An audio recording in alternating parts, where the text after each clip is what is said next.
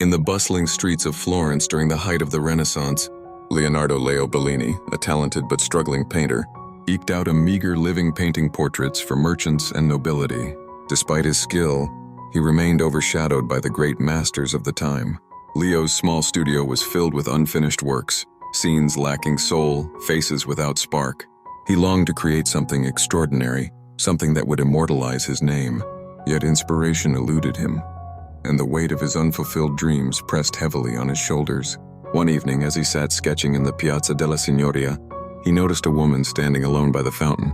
She was unlike anyone he had ever seen, her beauty striking yet enigmatic. Her eyes, deep and thoughtful, seemed to hold entire stories within them. Compelled by her presence, Leo approached her. "Signora, forgive my boldness, but I am an artist, and I would be honored if you allowed me to paint you." The woman smiled, her expression tinged with mystery. "My name is Isabella," she said, "and perhaps we can help each other." Isabella agreed to sit for Leo, and from the first stroke of his brush, he felt something awaken within him. She had an otherworldly quality, her presence filling the room with an energy he couldn't explain. As he painted her, the colors seemed more vibrant, the lines more alive. "Tell me about yourself," Leo said during one session. Isabella's answers were always elusive. She spoke of distant lands, of sunsets overseas that Leo had only dreamed of, and of a longing for freedom that mirrored his own yearning for greatness. "Why do you keep such secrets?" he asked her one day. "Because every artist needs a bit of mystery," she replied with a smile that both intrigued and frustrated him. As the weeks passed, Leo's work flourished. Inspired by Isabella, he created pieces that captured the attention of Florence's elite. Patrons began seeking him out, praising the emotion and vitality in his paintings. But Isabella was more than a muse. She challenged him, urging him to take risks in his art and in his life. One evening, as they walked through the city, she stopped before a grand cathedral. "Why not paint something like this?" she asked. Leo laughed. "The great masters are commissioned for such works. A man like me would never be given such an honor." "Perhaps it's time to stop waiting for permission," Isabella said. "Create something so magnificent they cannot ignore you." Her words ignited a fire in Leo. He returned to his studio and began work on his most ambitious project yet, a massive canvas depicting a scene of divine beauty, with Isabella at its center as an angel descending from the heavens. Despite his growing success, whispers about Isabella began to circulate. No one in Florence seemed to know where she had come from, or where she went when she wasn't with Leo.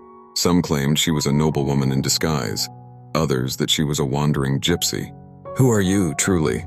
Leo asked her one night as they shared a quiet meal in his studio. Isabella hesitated before replying. "I am someone who believes in you, Leo. Isn't that enough?" It was, at least for a time, but Leo's curiosity only grew, even as his affection for her deepened. As Leo's masterpiece neared completion, a wealthy patron commissioned him for a portrait. The patron, a powerful duke, visited Leo's studio to see his work. When the duke saw Isabella's likeness on the angel in Leo's masterpiece, his expression darkened. "Where did you meet her?" he demanded. "She is my muse," Leo replied.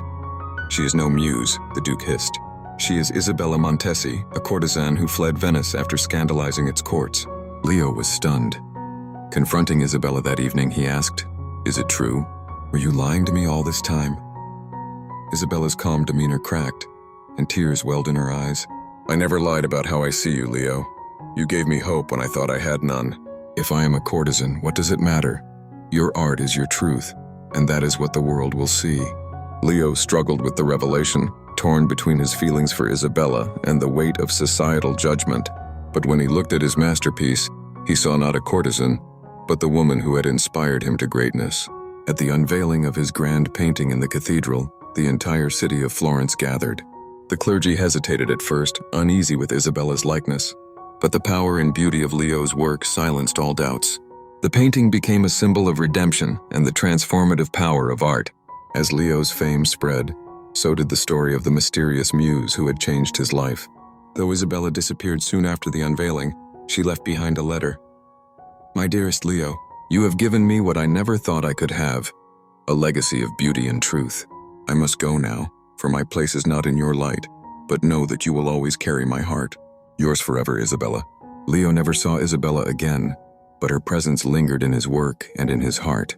The angel in his masterpiece became one of the most celebrated figures of the Renaissance. a testament to the enduring power of inspiration and love.